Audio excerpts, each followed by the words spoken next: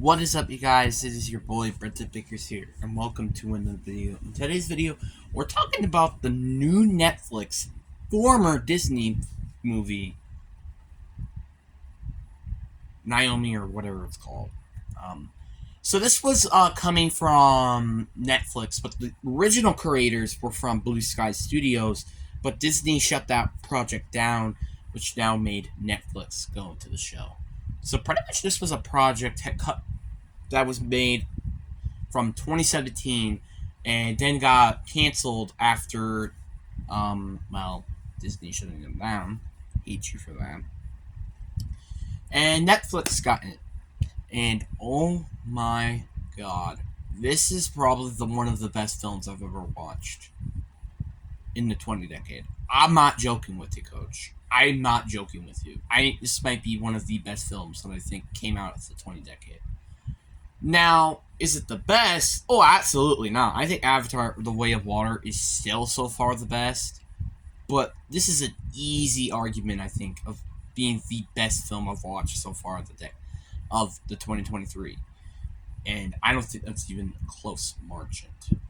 Now, before we get into the video, there will be spoilers coming ahead, so I do recommend trying to watch a couple other, maybe like the final minute of the movie if you don't, or this video, if you don't want spoilers. Because trust me, dude, go watch this movie right now. It's on Netflix. Make sure you go watch it. Because this is honestly one of my favorite films I think I've ever watched in this decade.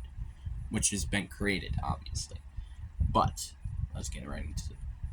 So let's start off with the plot. The plot about the movie is this guy who had a dream of becoming a knight, but it looked impossible to be loved and also being, a knight. But he got that once in a lifetime opportunity by the queen, and then the queen got vaporized and died. And then he's trying to come here to reclaim his name. Kind of like one other movie, except not killing people. Paddington 2. But this is a very odd and interesting film. And I honestly think this is probably one of the best films of what they did. Let's start off with one of my favorite things about the movie. And it is the writers. Whoever wrote this movie, you made some amazing work. The writers in this movie made this movie absolutely incredible. The twist villain is so inexplicably hard. But it's explained it's so what? How? But I love the fact that it explains to you during the middle or early portion of the film, instead of just saying, "Oh, boom, twist villain out of nowhere." That's what I think a lot of people don't know about twist villains that stink. Yeah, I love you, Monreduce. Well, why you only have to be a villain for like 20 to 15 minutes of the film? Pretty bad. That's why I like Cloudy Chance of Meatballs too, a little bit as well. Because it tells you that he is a villain much, much more earlier. And that's actually really cool. And that's why we like movies like Aladdin or what's another movie? I'm trying to think of another one on the top of my head. Sid. Randall, they're like those villains that are known to not right away in the film, but quick during the film. I'm sorry, my freaking thing in the back. But yeah, this is a good example of how to write a twist villain, and this is what the 2010 decade of Disney and Pixar films could not do. Make a good twist villain. And this is what I love about the film, and I'm pretty sure a lot of people will agree with that in our books. Now, let's talk about the characters now. The characters are, I guess I should also talk about the ending, which is such amazing work, and honestly, I'm very shocked to see how the ending was. So, in the ending, again, spoilers again. So, Naomi dies by a freaking railgun.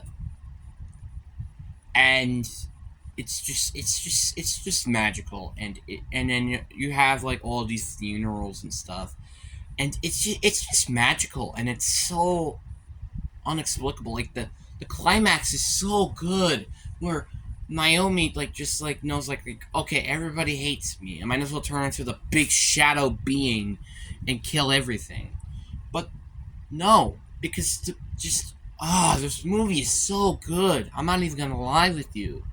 This movie is such a masterpiece. Now, obviously, again, this is not one of my favorite films that has ever come out, but this is easily one of if we're talking about in terms of the 2020 decade, this has got to be probably the best movie of all time, outside of again Avatar: The Way of Water. But it is a such close second, and I have to admit that.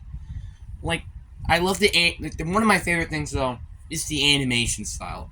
It feels so more anime vibe, and that's something that I feel like is a very cool art style. I really like the art style. I feel like this is an art style that needs to be or reduced.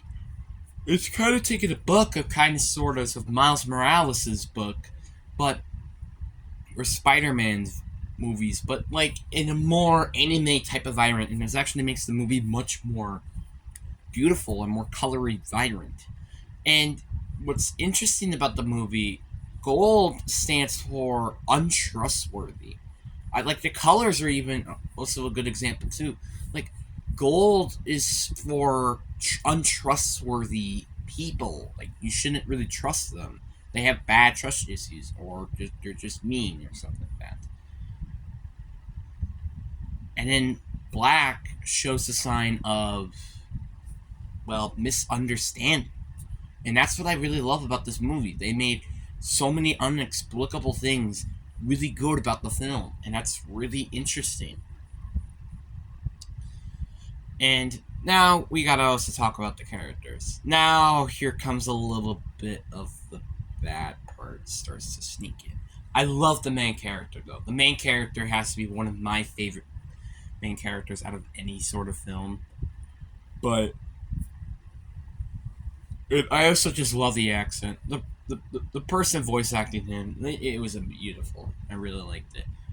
But Naomi's voice acting wasn't the best. I think it was fine. It was passable, but it wasn't really that good. Outside of the kid versions, I really loved those. That was fun. Now, did I laugh at all? No, I did not. But that's not a thing I don't really care. If I'm emotionally invested into the movie. Because when she died again, I was like, I'm like, just deserve it. And, I mean, again, I'm not wrong. But this was arguably a very good film. Now, let me talk about the side characters. I do like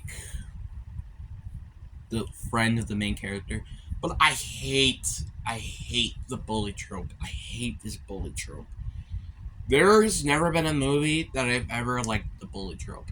I mean, I guess in this movie it was fine, bad, I guess, or something like that. But it still was not good. I hated it. And I feel and also, pretty much, he has no plot, too. He has zero plot into the movie. If you completely get rid of him, the story wouldn't really change. Really, the story really wouldn't change.